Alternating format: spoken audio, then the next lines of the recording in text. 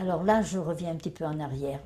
Les femmes qui ont été employées à la manufacture pendant la guerre, les femmes qui avaient des enfants, avaient le droit d'allaiter leur enfant une fois par jour à la manufacture, à condition qu'on leur amène le bébé, soit la grand-mère, soit la mère, soit la sœur, la tante. Bon, alors c'est lui qui a eu l'idée, avec votre bébé, elle peut rentrer dans la voiture avec le petit, c'est votre mère, vous pourrez l'amener. Mais je lui dis, docteur, moi bêtement, je réponds, mais je ne l'allaite pas, je l'ai jamais allaité. Ah, mais il me dit, ça n'a pas d'importance, ça. Je vais vous faire un certificat d'allaitement. Et puis, il m'a fait un certificat d'allaitement que j'ai porté au bureau du personnel. Et comme ça, ma mère a pu entrer avec le landau que vous avez en photo, je pense, hein, le landau avec mon bébé.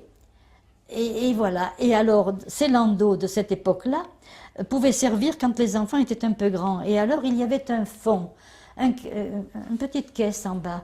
Et alors, on mettait le matelas dessus, et ça, il y avait 3 tablettes, et on enlevait, pour que le petit puisse se mettre debout, quand il avait 11 ou 12 mois, il pouvait se mettre debout avant de le mettre dans une poussette.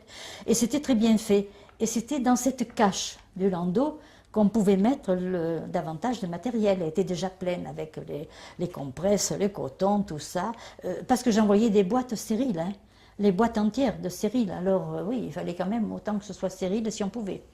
Et puis le matériel, et on mettait tout ça, et on remettait donc le matelas du petit, ce qui fait que les Allemands ne se sont jamais rendus compte que le petit rentrait un petit peu enfoncé dans son landau et ressortait plus haut.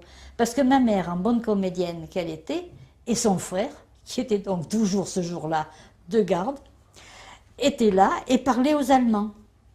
Et alors, tellement bien que ma mère regardait les photos que les Allemands lui montraient de la famille et du bébé qu'ils avaient eux-mêmes et des enfants. Et voilà, et ma mère passait un moment là devant à faire, elle était bonne comédienne quand même. Très très bonne. Et moi je bouillais, parce que je me disais, un de ces jours, il y en a un qui va se rendre compte que le petit était quand même un peu plus bas. Alors, et comment faire? Alors finalement, j'avais dit à ma mère, il faudrait que tu le mettes un peu plus haut quand tu viens. Il faut lui mettre des coussins sous le matelas, et puis les coussins, on s'en arrangera une autre fois, et je les garderai à l'infirmerie, parce que je commençais à m'inquiéter. J'ai dit quand même, il y en aura un de plus futé que les autres.